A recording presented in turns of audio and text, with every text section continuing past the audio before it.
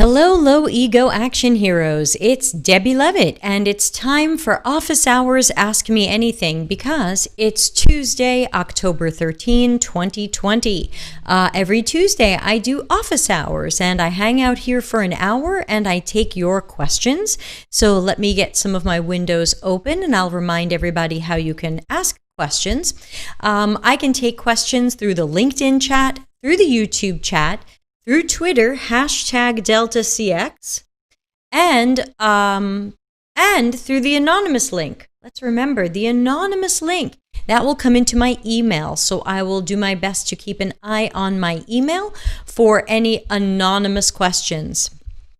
Now, this link is good all week round, which means I've already got questions ready to go because people sent some in before today. So I'm going to start with some of the questions that came in earlier, and then we'll move forward with any of the questions that the live audience has. Also, quick reminder, don't forget to sign up for the Acture workshop I'm holding in December. You're going to get the Acture video course. I call it my Core Skills, and we're also going to do Core Skills live for 2 days in Acture 9, and I'm charging $60 for that, 60. So head to deltacx.link/DEC2020 and sign on up. All right, said that. Slide it out. All right. So moving on, let's take a look at the a question that I got. First of all, I got a question through this link yesterday at the end of our podcast, which was about the value of UX education and certificates. So if you're checking in late, go look for episode 79, the value of UX education and certificates and how to tell what's got value.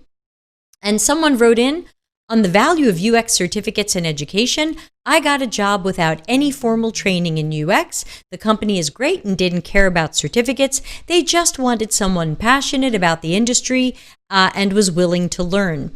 And I say, if you can find a job that is that type of apprenticeship, where they're going to judge you more by personality traits than by your portfolio or your knowledge or your experience, if you can get that job and they will train you, then that's great. That seems to be very rare right now. Most UX jobs are not training people at all. Very often you end up in a job and they expect you to know it all and do it all. So I do think that there's room for things like what this person is saying, but I also know it's very rare. So we'll see how things evolve. All right, I got some really complicated questions coming in, and so let's start with that. We've got 3 of them. One of them was, I'm working for a client at the moment with multiple autonomous teams working on building case management applications by splitting them into multiple web applications. These autonomous teams come from different consultancies that are all hired by the client. Consequently, we see the need for a design system to ensure that we are all pulling in the right and same direction. Not to mention, produce a cohesive and delightful user experience. So, my question is, how would I go about calculating the ROI on a design system to see if it's a venture worth pursuing and have numbers to show management? Well, this question was so fantastic that I've decided to write an entire article about it. Since I'm still in the middle of writing that article, which means it's not published and I can't send you to it, I'm going to go into my notes and I'm going to give you a couple of the high points from my notes. But just know I will have an article coming out on that next month. So let's start with some of the areas where you can look at the ROI of a design system. Looking at my notes. So first of all, I believe that we can measure and calculate. Now, for now, you might have to estimate, but eventually you will be able to measure and calculate the ROI and these elements. So how about the improved productivity and efficiency for both CX and UX workers and the engineering team, because the design system exists. In the old days, someone in UX made a medium fidelity wireframe that looked like a blueprint and it didn't have the final design. Then a visual designer came in, or if they were the visual designer, now they have to do the visual design. That ended up being a lot of work. It was obviously more of an assembly line. You'll still have some of the assembly. You could also cut time on the assembly line with the design system, but and we all, that when you're working in these larger companies with multiple teams, sometimes they don't talk to each other, and what the checkbox looks like over there is not what it looks like over there, and people use different patterns for different reasons. So creating inconsistencies can definitely create wasted time and money for engineers and for UX and CX, and can be wasteful for the customer, because the customer has to say, well, wait, I'm over here and this looks like this, but over here it doesn't look like this. It makes the company look worse. It makes things harder to learn and use. How do you measure that ROI? Again, this is probably going to be things around productivity and efficiency. What does it take our engineering team or our front-end developers to deal with coding visual designs now? How much time would they save if they had a number of pre-coded elements in Zeppelin or something like that ready to go? That should be a lot of time saved in the short and the long run. Let's see what else is in my notes. Of course, the standardization, the benefits of the standardization, also reducing testing time for the CX and UX team. Sometimes people are spending time just to test variations of what font size should this be, or do people like this color button over this color button? Hypothetically, your design system team would be researching, designing, testing all of those elements, and would be able to know what is the best font size, what is the best button color, or things like that. And that way this wouldn't have to be done multiple times by multiple teams, or things like that. Or you wouldn't have to take every feature or thing that you're building and say, well, let's see it with this button, let's see it with this size font. No, these are the standards. So I think it should save architecture design and testing time. Let's see what else is in my notes. This should create fewer bugs for engineering, since we're not doing fresh front-end dev code every time we see something. And since we're reusing components, engineering should find that they have fewer bugs, which means less testing, less fixing, and that should be, again, something we can measure later on. Again, hard to estimate now, but something that should be measurable later. Like, whoa, our front-end developers aren't burning X hours a week on this stuff the way they used to.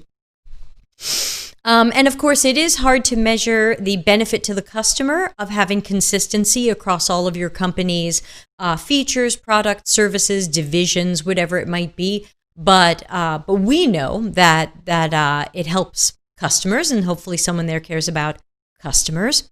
Let's see, what else do I have in my notes for this article? And anybody who's listening live, do you have anything to add? Anything that you see as some of the measurable benefits of design systems?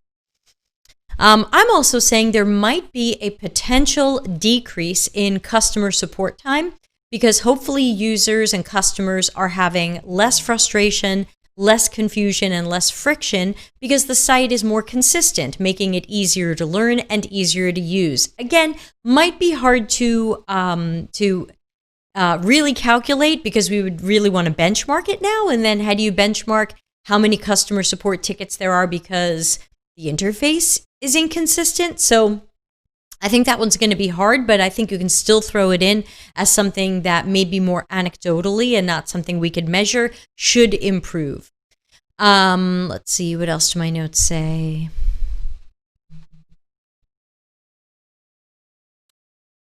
We can always measure the productivity or velocity for engineering as well as CX and UX. How long did it used to take us to build a feature of a certain size or a user story of a certain size? And now, how long does it take after we have the design system and we're able to work with those components? Whether that means CX and UX can work more in medium fidelity, knowing it will get its appropriate design system components later, or whether they are using those design system components up front and they should be able to save time, and we should be able to measure that. But of course, all of this, anything you want to measure should be benchmarked now in the universe of chaos. Let's see.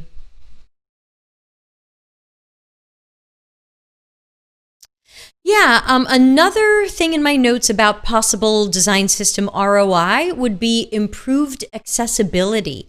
When you have a lot of different people or teams trying to do visual designs of different elements, they're not always paying attention to accessibility. But it's really important for all of our companies and projects to be looking early on, not sprinkling on later, accessibility for people with visual, hearing, motion, cognitive, emotional, and other issues. So if we have that design system, then we should have something in place that works for all of those people and issues, and also has standards and procedures in place for how we approach videos, that they have to have captions and transcripts, and how do we approach other things. So get that into the design system. Again, that may or may not be measurable, but everyone's going to love not being sued, and everyone's going to love broadening the customer base, because now people we disconnected from earlier because we made something not accessible that made it difficult or impossible for them to use, now those people can do business with us. And maybe it's even a differentiating factor in your world. Maybe other systems are not accessible and yours will be, so that's going to be a beautiful thing. Frederick says, thanks for writing an article to answer my question. Yeah, here's some of the high notes from it. Another thing I wrote was that design systems can be that Bible of the brand, look, feel, and voice. And that's going to be great as employees, contractors, and freelancers come and go from a company. So obviously, there's always a revolving door at the companies. And rather than making people have to redo these things, now they just have to get to know the design system and make sure they're using it. So it's an excellent reference to get new people up to speed. This is how the brand presents itself, and the design system is kind of its own training. I've got a lot more here. How about Frederick for now? That's enough, and you'll see the rest of the article next month. Is that okay? Because I wrote a lot of stuff, and I have to clean it up and make it a proper article. Nick Morgan says, hi, Debbie. Thanks for doing all that you do. Thank you, Nick. Thanks for joining. If you let me know if you have any questions, this is Office Hours Ask Me Anything, and I'm taking live questions. I don't see anything in my email, so I will keep answering the questions that came in during the week, because this anonymous URL is good all week. You can send in questions that way. Here's the next question, and it's kind of a two-parter. This person says, I have heard a lot about dual-track Agile lately, and I was wondering what your take, Debbie plus audience, is on it from mainly a UX perspective and delivering great services and experiences to our user. So what do we think of dual-track Agile? And I'll read you the follow-up question so we can think about both as we help this person get some answers and some opinions. As an add-on question, I have debated back and forth regarding the integration of the two tracks and how to avoid the waterfall-esque handover from discovery to delivery. As, in my opinion, developers and designers need to work together and have a symbiotic relationship in order to deliver the highest quality products and services possible. I fear that this work orientation might further accentuate the divide between the front-end developer and designer. Thoughts? How do I go about minimizing this gap and integrating the two disciplines? All right. Lots of great questions packed in there. Some of you might be going, what? So let's talk about this. First of all, what is dual-track Agile? Dual-track Agile, easily Googleable. Go check it out. Dual-track Agile is kind of the idea, and it's an important one. So let's start with single-track Agile. If you just have Agile at many companies, engineering kind of dominates everybody, and they say, look, engineers like to work in these little assembly line units where we do these week or double weeks of work, and we go in these cycles, and at the end of these units, we have to have this and that and the other thing, and we're going to measure you and all that. And then in regular Agile, they expect us to fall into that. And that's really hard, because if you have a longer research project, you have a 4-week research project, How does that fit into typical Agile sprints? It can be hard. So then we all start fighting. Then engineer wants to tell us how to do what we do and what to do. And they want to say, don't do research. We don't have time. And now everyone's trying to control UX. So you'll see dual track Agile, which basically separates out discovery and delivery. The discovery is kind of all the UX work, or nearly all of it. And the delivery is kind of all the engineering work, or most of it. And the idea is we kind of don't have to totally listen to engineering. We are on our own track, and engineering doesn't get to tell us what to do and how to do it and in what amount of time we do it. But since UX is populating the backlog for engineering, we are creating the architecture and designs that engineering will then build. There's got to be places where these two meet and synchronize. And that's what our question asker is referring to when he or she or they say, how do we avoid these handoffs and these waterfallish handoffs? So first of all, Agile is an assembly line. It is a bunch of micro waterfalls that are on a reliable cadence and go like these. So thing one, I think that Agile is just a bunch of micro waterfalls, which is fine. It's a good way to do things. But the best thing that UX can do, whether we call ourselves single track Agile and we're doing our things, or we call it dual track Agile and we say we're over here and stop telling us what to do and we'll meet up with you at certain points, is we still have to be Agile-ish. We still have to think in terms of the sprints because we have to line up our timing at certain points with the engineering team. And we still have to think in terms of this timing, and we still have to estimate our time. Okay, I've got a research project. I need 4 weeks. We deal in 1 week sprints. I need 4 sprints to do this research project. I'm going to do information architecture, and I'm going to do a card sort and a tree test. I want 2 weeks. That's 2 sprints. So we have to have our poop together, and we have to be able to, we have to be able to really estimate our time well. That's where our seniors and leads and principals are really going to help out the people with less experience. So that means we need to coordinate. If we're on a separate track, that's great. That usually means more power, more autonomy, but it means we still have to coordinate with engineering. And I am all for collaboration with engineering, very much so. I believe we have to talk to engineering once a week or multiple times a week. Do not let a week go by without talking to engineering. What are we talking about? We're talking about any technical limitations that might change what we are architecting or designing, because sometimes we dream big in CX and UX and then we learn we can't do it. Engineering can't do it because of their restraints, time and budget and other things. So we need to connect with them, and we need to make sure we are doing good collaboration. See episode, who remembers what it is? What's the episode on collaborating but not designed by committee? Hold on, I have to go into my own YouTube channel. By the way, thanks again to everybody who subscribed because we just hit 1,000 subscribers. Thank you so much. Won't you please come subscribe on YouTube to the Delta CX channel? The collaboration is episode 45. So if you go into YouTube, live stream podcasts, episode 45, that's about how do you tell if you're doing collaboration designed by committee or the super evil democratization. So take a look at that. So collaboration with engineering is, hey, I'm working on this thing. Can you build this? Is there a limitation I should know about?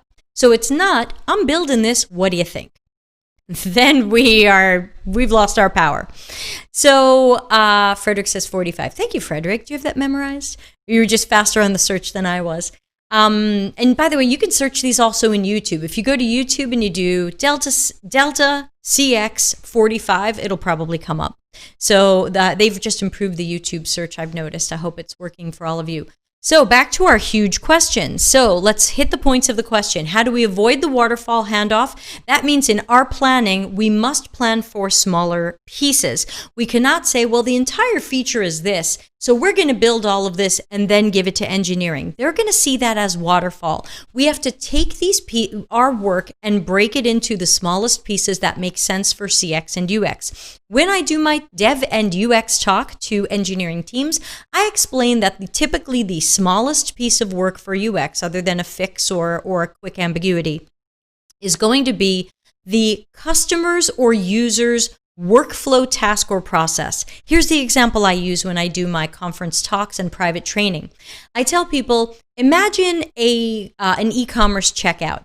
Maybe step 1 is create your account, create a password. Step 2 is your billing address. Step 3 is your shipping address. Step 4 is your credit card. Step 5 is review your order, and now you're done.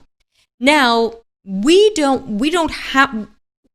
see that as one flow because our customer sees that as one flow. And I get developers who might say, oh, come on, just design a password field and send that over to me so I can start building this.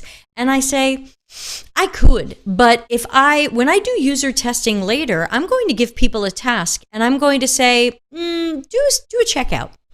Create an account, put in your address, and imagine you've checked out because you have things in your cart. That is one task, one workflow. Now, we could say just creating the account is a task and workflow and stop there. That's your decision. I'm not going to tell you it is or isn't. If you can say create account is a task and workflow unto itself, then sure, pass that over to engineering. Let them start on that. But if you're going to test it as part of that end-to-end checkout that includes creating the account, and you find out after testing that people don't like the creating the account part, now you have to go back to engineering and go, oh, yeah, sorry I gave this to you, but we just learned it sucks and I need to change it and you're going to have to redo it. Now they hate us. Now they think we're artsy-fartsy hipsters. So I tell UX people, CX people, plan ahead. Think about what is a task that we would test in usability testing. Whatever is the task is probably the piece we need to build and test before we're giving it to engineering. If you got something smaller, great. If you've got something bigger, see if you can break it up into multiple tasks. So for example, if people have a search and discovery experience and then after search results, they go do something else, see if you can just do search and search results. That's a task. You're looking for something. How did you search for it? Were there sorts and filters? Did you find it? What do search results look like? So that could be a task. That could be a smaller piece that UX and CX can build, test, pass over to engineering. So that would avoid some of the waterfallness that everyone's afraid of. But I do tell people don't make the pieces too small because then we won't be able to do the full task testing. We'll be testing a part of a task, or we'll be testing something when we gave part of it to engineering already. And then when we find out it needs help, because if we run testing correctly, we almost always find flaws. I tell people testing is the QA of UX. We're going to find bugs. We need to fix them. Do not rush to give things to engineering. So that's my suggestion for avoiding the waterfall. I've already addressed the symbiotic relationship, that there needs to be collaboration without design by committee. What else? And will this accentuate the divide between us? It doesn't have to, because in reality, we should be on 2 tracks, and I'm about to tell you about tri-track. We should be on at least 2 tracks because Agile is trying to pee on everything and mark their territory and say, hey, here's how UX should do their work, and here's how product should do their work, and here's how Agile, get out of my stuff. Can you imagine the backlash there would be if we showed up with a way that software engineers should work and we showed up with a process for them and we forced it on them? Oh my gosh, it would be civil war at our jobs. So there's no good reason for Agile to force stuff on us. We should be on our own track, but I tell people we are on the Agile team. So make sure, even if you're on your own track, be on the Agile team. That way we are always available. We're in meetings, we're in showcases, we're working with people. We're available when they're building it and they find some ambiguities. So make sure we're on the team. And then just find ways to keep collaborating so that there isn't a silo. And as for a divide, I think there is some divide because we are all doing different work in different ways. So naturally, there's going to be some divide. It's just about making sure there's good collaboration without giving up our power and autonomy. I hope that answers the question. And let me quickly say, TriTrack Agile, look it up. I like TriTrack Agile because TriTrack Agile imagines the same thing we just said, except imagine if two of the tracks were UX research and kind of UX everything else. So imagine that there's always research and testing going on. And kind of on its own track, there's always other UX tasks, CX tasks going on. Things like things that don't necessarily fit into research, but some of these might be research. So maybe things relating to content analysis and strategy, information architecture, interaction design and prototyping. And then we're feeding between the two tracks of where research and these other things pair up or meet or deliver something. Hey, research, you just did 4 weeks of something. Now you're going to deliver that to us, and it informs us, and we go from there. So I think dual track is definitely the way to go. TriTrack is even possibly better because it means there's always research and testing going on, and it's no matter what. When I do my talks to engineers, I don't even go necessarily into, I kind of show them dual track, but I don't tell them it's dual track. So I think at the very least, that's the way to go. But I think we can be dual track and be part of the Agile process by just estimating our own time, estimating our own work, keeping our power and autonomy, making decisions in our domain, and then finding ways to collaborate with people without giving up that power and losing our minds. I hope that helps. That was like a 20-minute answer, but it was really important, and I hope it will help other people who have all kinds of questions about things related to Agile, which means I'm going to now answer Nick's question and also see if anybody has an emailed question. I am not seeing any emailed questions. So don't forget, you can send a question via my email through deltacx.link/AMA. It just means your question can be anonymous so that I'm not going, here's Nick's question. I think one might be coming in now. So let's answer Nick's question, and then we'll see what other question is coming in. Please remember that I do office hours every Tuesday, so if I didn't catch your question now, there's always next week. Nick says, on portfolios for a designer, UX or web, who has only 3 or 4 projects to share, what makes more sense? One page with all projects, or individual pages for each project, or something else? First of all, excellent use of something else. Excellent, excellent. So what I tend to do is I tend to have a page that is like an overview. Here are my projects. Here's something you should know about them. So maybe this is the project where I did a lot of research in case people are trying to judge me as a researcher. Here's a project where I did mostly prototyping, if you just want to judge my prototyping. Here's a project where I did a whole arc of stuff, if you're trying to see me be a little bit more end to almost end, because I'm not an artist, so I say end to almost end. So I like to have a first page where I can give you a little bit of what each one is and kind of set expectations. I think a lot of portfolios make mistakes when they do a page like this, but they just give me the name of the project, or they say, name of the project, I did UX. And I go, you have to remember, UX is like saying engineering. There's a million jobs and things in there. I don't know what you did. Don't make me guess. So best for you to say more specifically, this project, I did research, information architecture, I did content analysis, content strategy, I did some writing, I did some whatever it is. So that way, if I'm a hiring manager and I'm thinking of you for something, I can go, yeah, I really want to know more about Nick's design abilities. So which of these portfolio projects is the best one for me to look at? Because I'm going to give him 90 seconds. He's got 90 seconds to impress me. So help me find the right one by clearly labeling them, and then take me to a page for each so I can see good storytelling and good process that sell me on what you're able to do. Hope that helps. But Nick, you're here, so ask any follow-up questions that you might have. And don't forget, everybody, you are all welcome to ask follow-up questions to each other's questions. Denise, we have a secret question. I will take an anonymous question, then Denise, then the other anonymous question. So I see the questions coming in. Thanks to everybody for asking them. Let's get them in. I'm also putting them in a document, which becomes the description of the YouTube video. And please subscribe on YouTube and click the like button so that YouTube knows that you enjoy these and to show them to more people like you. So I would appreciate that. Anonymous person says, how important is the salary at your first job? My current job does not pay well, and I'm afraid that the potential HR will anchor the compensation based on my last drawn salary. Okay, so it sounds like the job you're at now doesn't pay very well, and you're looking at your next job, but chances are someone at your next job who's interviewing you asks you what you make now instead of what you want to make.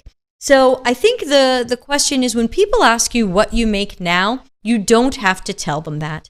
It's better to look more at what you want to make, what you expect to make, or based on the title and where you live, what is the going rate? So very often we are underpaid at our first job or 2 or 20, but that doesn't mean that you have to tell these people your salary amount now. What I will normally do when people say like, well, what were you making last time? Or, I shift the question to, here's the salary I would like to make, and here's why. So if you are, let's say you're in your first job and now you're looking to move into your second job. Let's imagine you have a year of experience, and let's imagine you have a nice portfolio with one project and it's pretty compelling and people are interested in meeting you. And they might say, well, what are you making now? And you don't have to say, I'm making $35,000 a year, or I'm making $20 an hour, or whatever it might be. You don't have to say that. You could say, well, as this job is in Minneapolis and this is a mid-level job, or this is a junior job, I would expect to make $45,000 or whatever it is. You tell them and do the math on what you need to make ends meet. And assuming it's reasonable and you're not trying to save up for the Lamborghini, there's no reason why you can't ask for it. Remember, salary is almost always a negotiation. And sometimes I turn it back on people. People say, well, what do you want to be paid? And I say, you know what? You've already decided on a budget for this job. You've already decided what you pay. Why don't you just tell me the range? Why don't you just tell me? And they'll go, oh yeah, this job pays 40 to 45, or this job pays 100 to 100, whatever. Fine. Thank you. Now I know if that range makes sense for me. You'll know if that range makes sense for you. I think we can cut out a lot of the bad dancing that we do around salaries if we just turn it right back around on people and say, look, you got this job approved. You know what the budget is. You know what you want to pay someone. Can we please cut out a lot of this dancing and negotiations and just tell me what the salary range is? And sometimes people give me a number that is too low. And I say, well, I would want to be paid this. Is there any room to stretch that? And sometimes they say no, and sometimes they say yes, and sometimes they say we'll check. So it might feel like, oh, I'm only in my first or second year, I can't negotiate. I want to get a job. You can negotiate. It might not feel comfortable. It might not be easy. And you might need a little bit of coaching. This is another opportunity where if you have a coach, you can get help on these things. As the offers or questions come in, go to your coach and say, here's what they're saying to me. What do you think I should say back? So that would be some of my suggestion there. Denise says, how much do you make now? Denise, are you actually asking me how much money I make now? I'm just checking if you're asking me that. Denise says, how much now is a normal question in Italy. You can't skip answering it. They don't normally ask. They want your last pay slip. Yeah, I wouldn't do that. I mean, if that's what an entire country does, I don't know. I can just say, let's all get remote work and not work there. I haven't heard about that, but I believe it's possible. So I'm not saying you're wrong. I don't know. But I would say if the person who asked the question is in a country that doesn't demand your last pay slip, and again, you can always give them your last pay slip and say, I took this job for less than the market rate because I really wanted to get my foot in the door, but I expect at my next job I will be making more, or I expect at my next job I will be making X. So even if by some sort of weird law you have to give someone your last pay slip, I would tell them that part of the reason I'm looking to get a new job is to make more than I'm making at this last job. And, and what is their pay range? Nick says, I had a student negotiate up $20,000 on their first role. I've seen things like that happen. And so again, I wouldn't tell people it'll absolutely go well, but I think you can certainly try. I have negotiated some large numbers. I've negotiated some small numbers, and I think it's worth a try, especially if you are in a country or culture where that would be appropriate to do. So that might be more North America than certain other countries, given culture. And Denise had a question. So hopefully that helps a person with salary question. Let's go over to Denise and then over to the anonymous questions. Denise says, how to include designers in dev daily stand-ups or refinements? Here's my approach to that is I do like to go to stand-ups because sometimes when people talk about their blocker is me. Or their blocker is something about the UX. And sometimes if I'm not there, they decide they'll fix it themselves. And we don't want that. So I do believe that UX should try to make time to go to dev stand-ups, even though they are sometimes pretty boring. Listen for anything that sounds like they're talking about CX, UX, or listen for them making a UX decision kind of without you. So I believe, so when I do my, Denise, check my YouTube channel for Dev and UX. It's DEV, like development, DEV, ampersand, UX. I've got, I think, a 45-minute talk up on my channel. It's in the workshops and conference sessions playlist. It's a great thing for you to watch and a great one to show your coworkers because they're the audience for it. This is the talk I do to developers at different conferences. So it reminds them that we're on the team, so we should be invited to all of the meetings and that we might have to multitask a little bit while we're there, but we should be there. We are on the team. Let's take a look at what other questions have come in.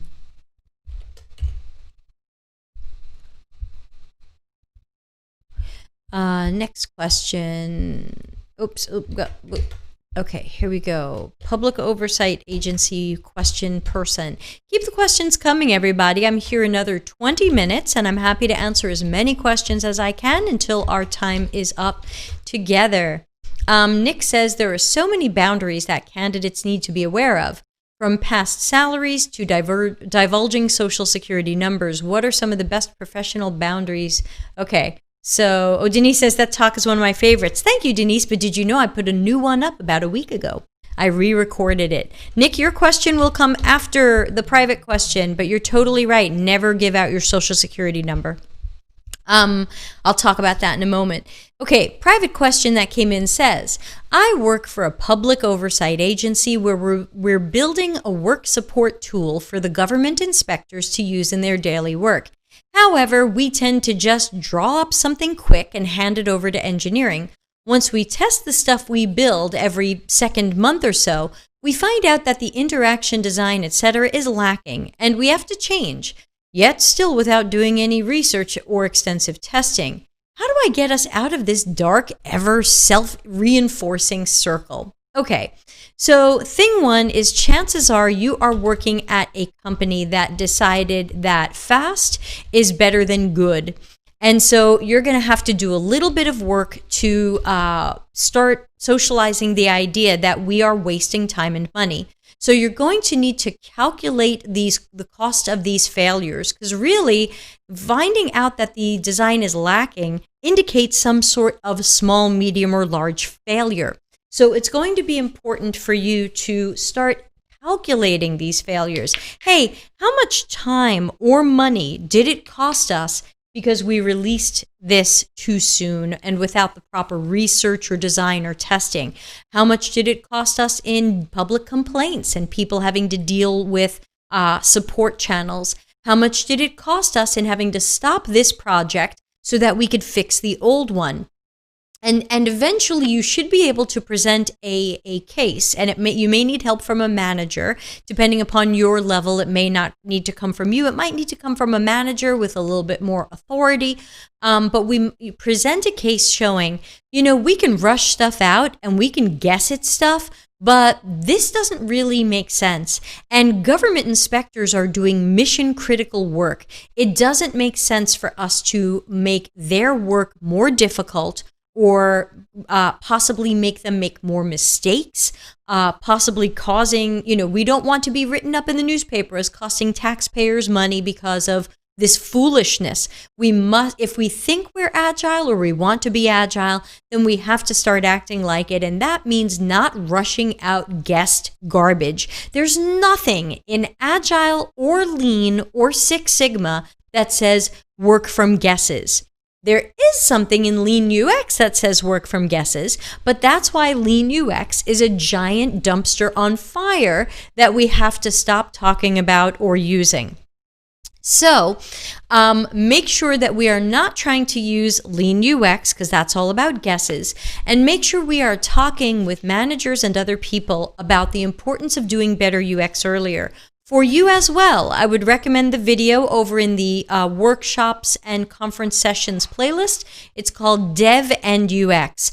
Show that to everybody. It runs about 45 minutes, and I explain what UX is, what we do, why it's done by specialists, how it fits into Agile and Lean, and how much time, money, and sanity we're going to save our coworkers and our users by getting better UX into our processes earlier. And I think that's really what you're trying to socialize.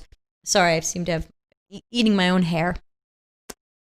So ultimately, we need to explain the cost of poor quality, the costs of these failures, financial costs, as well as costs of delaying other things, costs of pissing people off, and say, this looks like we're going fast, but this is a fake fast. It doesn't matter, this is not focusing on quality. This is focusing on fast, and we must refocus on quality. That's usually what I tell people. So hopefully that helps in some way. I still have some sort of weird thing on my face. I apologize, everybody. Let's see. I don't see any other emailed questions, so let's sneak over to Nick's question. And Nick had asked, there are so many boundaries that candidates need to be aware of, from past salaries to divulging social security numbers. What are some of the best professional boundaries to share with candidates new to being recruited? Well, we've just talked a little bit about past salaries, and of course we do have to point out, as Denise said, that some of that is going to be regional or cultural. There will be some countries that expect you to divulge these things. And I would say if you're in North America, if someone says, what are you making now? You don't have to answer that. Nobody in North America should be asking you for your previous pay stub. That is not something that happens in North America. If it's happening in other countries, I don't know about it. But let's talk about what is your social security number. This is happening right now where there are a lot of fake jobs. There are fake recruiters contacting people, and really, they're just advanced phishing schemes. They'll tell people, we have a great job for you. Sometimes they'll name a very fancy, famous company, Apple, Google. And sometimes they'll show a high rate of pay, higher than you're expecting. And they'll say, we want to consider you for this job, but in order to consider you, we're going to need your social security number and date of birth and things like that. And people need to recognize that immediately that is a phishing scam. There is no job that you are applying for where in North America, or at least America, where you have to give up your social security number. And even if they say to you, well, we need your social security number to be able to pay you, you say, fine. Once I get the job, you'll have my social security number so you can pay me. But before I get the job, you don't need my social security number. I don't care what excuse they give you. Frederick says, in my country, you as a candidate are protected by quite a few laws regulating what interviewers are allowed by law to ask. Yeah, that's great. I think your country is Norway from memory. Tell me if that's right.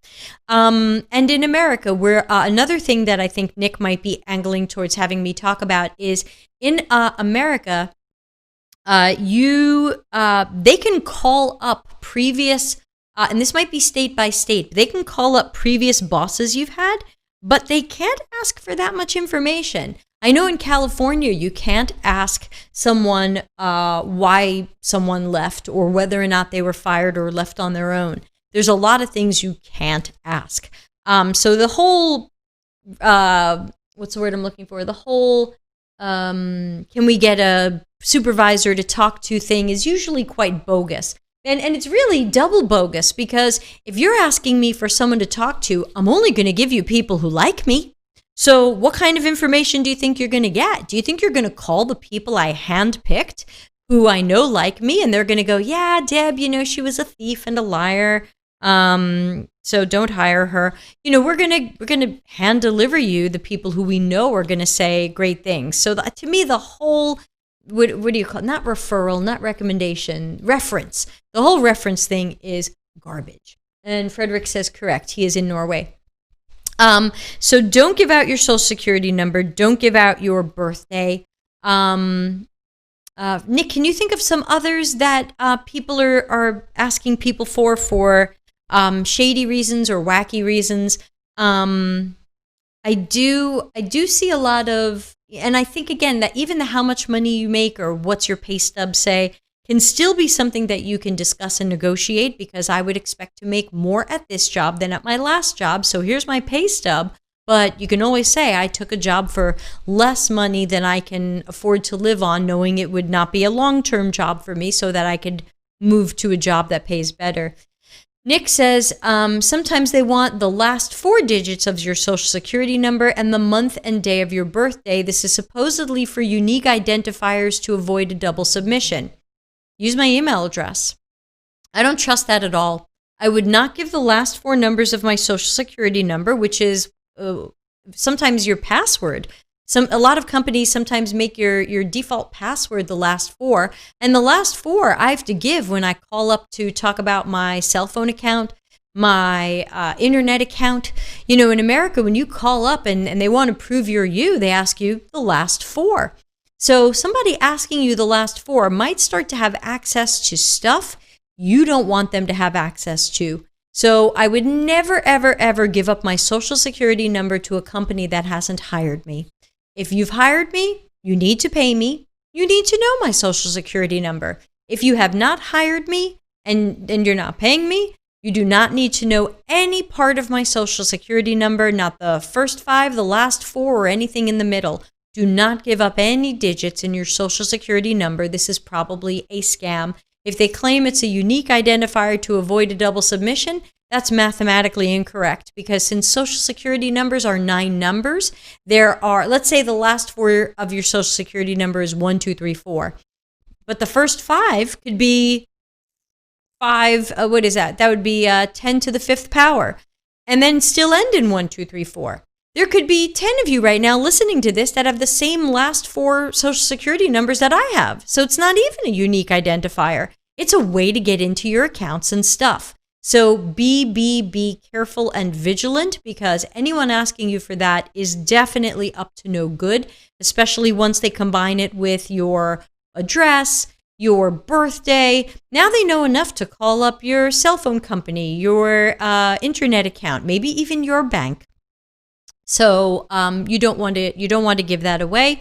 You don't have to give that away. And if they push, then they're up to something. They don't want to get you a job.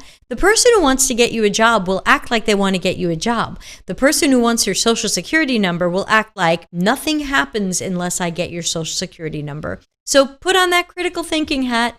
Listen carefully to what you're being asked, and don't be afraid to say, this is bullshit.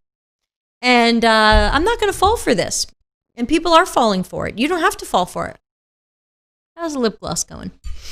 So thanks for that, Nick. Thanks for pointing that out. That really sounds like it needs to be like its own podcast, warning juniors and warning people who are applying for jobs about this kind of stuff. So let's see. So I don't know, Nick, do you want to come on and be a guest in one of my podcasts and we will talk about all the warnings for job seekers?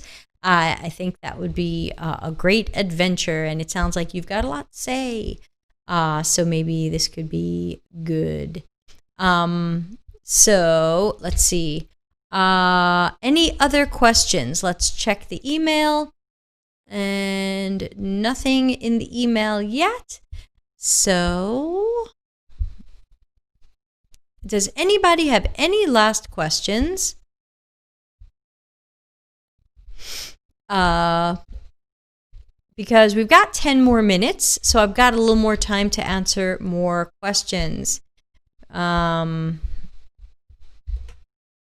Nick says, sounds fun. Good. Direct message me. I am now scheduling for early November and second week of November, because even though I think the USA will be upside down, I've had people tell me, please keep podcasting because we need a distraction from what we think the election is going to be. So, Nick, how about that? Any other questions? Send them in, of course, through the anonymous link, or put them in the YouTube chat, the LinkedIn chat. And of course, as always, please, subscribe on YouTube. It's a great way to show that you support what I'm doing. You, of course, can join our Slack channel. It's totally free. This is not a paid membership thing. So come join us on Slack. It's still pretty quiet there, but I'm there and helping out and answering questions when I can. And of course, if you're in YouTube, please press the like so that the YouTube algorithm knows that this is a video you enjoyed and that they could recommend to other people. And let me also remind you again about the Acture prototyping workshop I'm holding in early December. For only $60, you'll be able to come to my 2-day core skills course, and I'll be doing it live.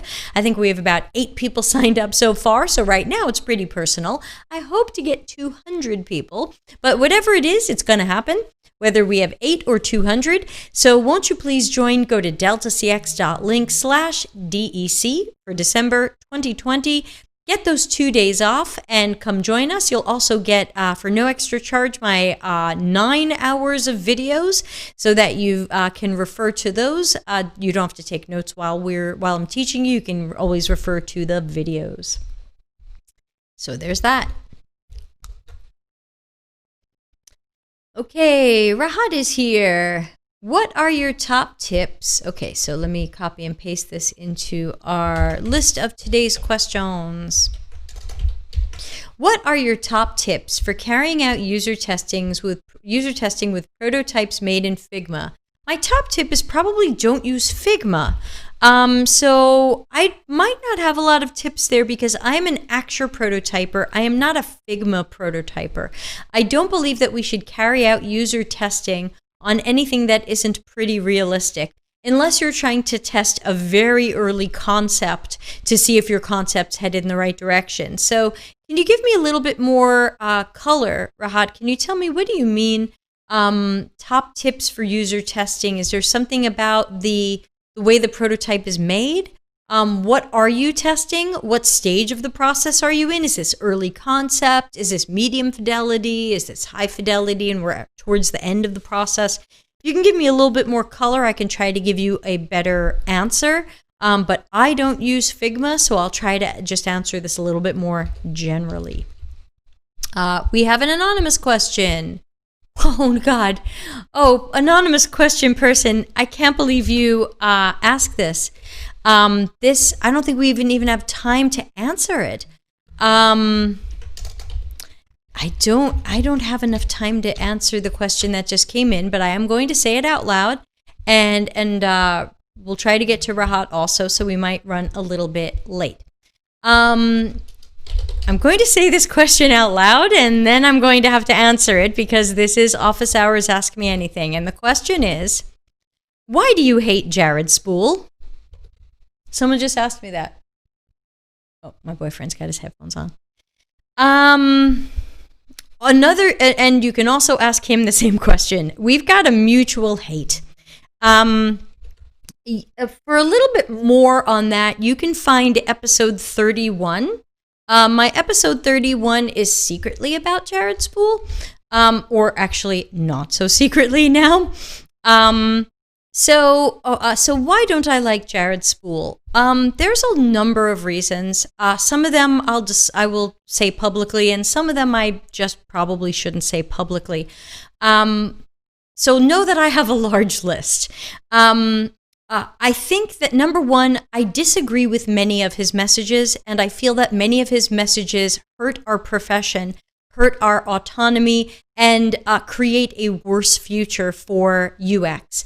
He likes to say everybody is a designer, and I believe not everybody is a designer. Not everybody is a UX practitioner. Not everybody is a researcher. But then he usually follows that up with, and hire me to come train your company so I can make everybody a designer. So don't like that. Doesn't match my style. I'm sure he's made a lot of money doing that, but at what expense to us?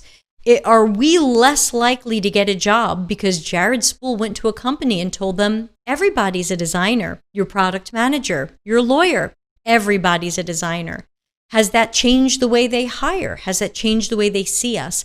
I think that's a dangerous message to put out there. So I don't like Jared Spool for his messages. I don't like Jared Spool for his attitude and behavior. I have found him to be an unpleasant person. That's, of course, not necessarily reason to hate someone. I would say if I had to say that I hated him, I hate him mostly for what he does to our profession. I believe he breaks it down and hurts it. He has promoted lean UX. He has promoted things that I think are hurting us greatly. And I feel like if you're going to have that much attention on you, and if you're going to be a guru and a guy that people look to and turn to, your message should really be one of UX empowerment. I find that there's a lot of messages he gives that I find are not empowering to our industry. They are diluting. And I don't want us to be diluted. I don't want us to be further disrespected. I don't want us to be further misunderstood. And I believe a lot of his articles and trainings and conference talks, I'm sure they have some good nuggets. I'm not going to claim they're all 100% terrible, but I know that many people walk away hearing some of his key messages, which is anybody can do this. I also find that he has a lot of articles that generally have bad advice, and at first they sound good and people press like on them, but when you put on your critical thinking hat, you quickly realize that his advice is quite poor. There was an article he wrote at the beginning of this year that said that if we want to see more juniors working in UX, we should give them seniors grunt work. I think juniors deserve better than being a secretary to seniors. And I don't know of too many seniors drowning in grunt work, so I don't think it makes a lot of sense to say juniors should get grunt work and production work. There are production designers out there. Why don't we give them production work? I don't think juniors should be given production work. What are they going to put in their portfolio if you don't let them do real things with real mentoring and coaching? That's not going to help them grow. That's just going to make them an assistant. I don't think that's fair. He also has an article that I'm in the process of ripping to pieces in an article I'm working on, or I think I published it, where he has the 5 easy steps to becoming a UX unicorn. So that's another thing. He's for unicorns. He believes all of us should be unicorns. I'm not a unicorn. There's a lot of things I'm excellent at. There's a lot of things I'm good at. And then there's a lot of things I'm pretty terrible at. I'm not a unicorn, and I believe he is working against our profession and our industry when he puts training, talks, presentations, and articles out there that make it sound like everybody has to be good at everything. Even unicorns aren't unicorns. They're good at one thing, they're okay at other things, they're terrible at other things. And here we are sending them to jobs that expect them to be great at all these things, and they're not. So why are we giving mission critical work to people who are mediocre at things? That doesn't make sense. So he's for the unicorn. I'm for the specialist or the T-shaped. And his article on 5 easy steps to become a unicorn was not 5 easy steps, because step 1 was learn everything about a subject. It doesn't sound like an easy step. And his tip and his ideas on how to do that were, I thought, tone deaf and elitist. You know, it was like, go to every conference on the subject. Oh, sure, if you have the time and money. You know, what does this cost? What does this cost to learn this at the level he's suggesting? And what's the time and money cost? So I think that Jared Spool mostly puts a lot of garbage out there. I'm sure he feels the same way about me. I'm sure he would publicly feel the same way about me. Privately is another story, because I've caught him ripping off a lot of stuff I do. Publicly, I'm sure he would tell you that I'm just a loudmouth, annoying idiot, blah, blah, blah. Because the last time I called him out on some bullshit on Twitter, he blocked me on Twitter. So I think he's a difficult personality who's selling a lot of bullshit. And if he were selling bullshit in a vacuum, I would leave him alone. There are a lot of people selling bullshit, and I leave him alone. But the people who are hurting our industry and are, I believe, lowering respect, lowering understanding, trying to turn everyone into a unicorn, trying to say everybody at your company can do UX work, to me, there's a special place in hell for them, because they're the reason you're having trouble getting that next job. They're part of the reason that UX wages are going down. They're part of the reason that everyone who's ever put a button on a screen thinks they're a UX designer. They're part of the reason that everybody who ever gets a little bit of training at their job from someone like Spool thinks they're now a qualified UX designer, and they know what I do, and they can do what I do. I think that's the short version. How was that? Follow-up questions? Would anyone like to ask a follow-up question about that? I think that's what I'm comfortable sharing publicly. And let's just say privately, we've had some fireworks. That's when he blocked me on Twitter. Because he had publicly called somebody else out for something quite unnecessary when he really could have gone to them privately over it. And when he acted like, no, this is how you get things done, my response was, oh, are you sure? Because earlier this year I came to you privately with a matter. Should I have just tweeted about that? And then he blocked me. So, how about that? Back to Rahat's question. What are your top tips for carrying out user testing with Figma prototypes? I think that's the exact same question. That does not give me any more information. So I'm still not sure what you're asking, because I don't use Figma. So I don't know if there's something about your question that is specific to Figma, about user testing specifically related to Figma, because then I'm not qualified to answer that because I don't use Figma. I don't know if your question is more general about usability testing with prototypes in general. I don't know what fidelity these prototypes are. So Rahat, we're almost out of time, and I don't understand your question, so I'm sorry. I'm going to have to press pause on you. Any last questions or any last chance from Rahat to tell us what he or she is talking about? I'm sorry, I need everyone's pronouns. Don't forget to send me your pronouns. I want to call everybody by their correct pronouns. I wonder if Jared Spool sent in, why do you hate Jared Spool? Nah, he wouldn't. Because he doesn't care. It's got to be one of you. He doesn't care. So many things rushing through my head that I know I shouldn't say out loud.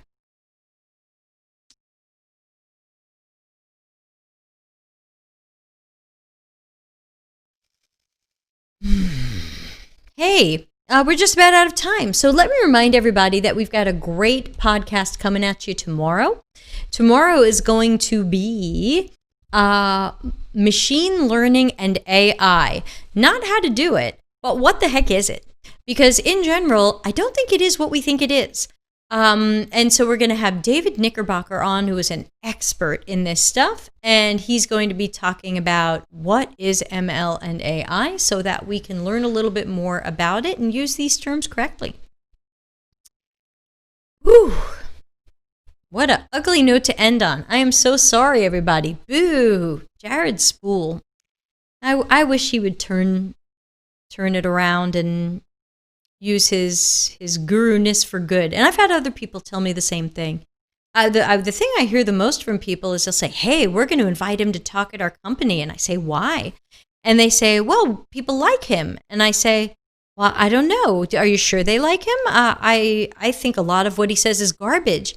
And then usually they say to me, oh, yeah, I think what he says is garbage too, but I think other people like him. And I go, well, how do you know? Maybe everybody is thinking everybody else likes him, but nobody likes it. Like, I don't know, I think he's a good speaker and that's the good quality to have, but I don't like what he says.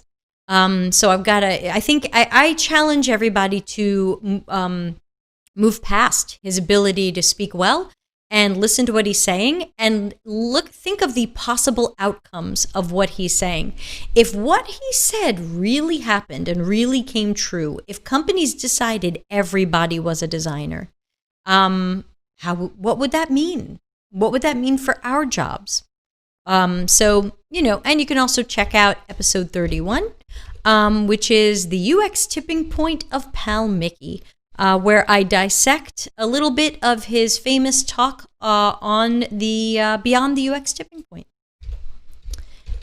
So that's it. I guess next time we'll have to talk about prototypes because I don't use Figma, Rahat. You may have to find someone who does and ask them your questions. Sorry about that. No Figma here. All Axure. Hint, hint.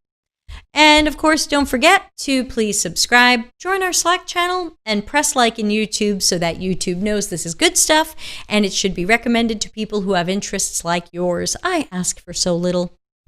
On that note, I'll wrap up a few minutes late. Thanks to everybody for joining and for your questions. Thanks to the people who sent in especially the anonymous questions that came in during the week. Those are some pretty long questions that deserved some long answers, but I thought they were great and I think they could definitely be articles and more things that we can get out there to spread the word. And hopefully we'll have Nick on the show in a few weeks and talk about dangers and warnings for people applying for jobs. So I'm going to play us out of here, but thanks to everybody. Great to see some of the regulars and some new people, and I will catch you very soon, hopefully even tomorrow. Thanks for watching. Delta CX is available for consulting and projects related to CX and UX strategy, leadership, training, problem finding, problem solving, and innovation. Learn more at deltacx.com.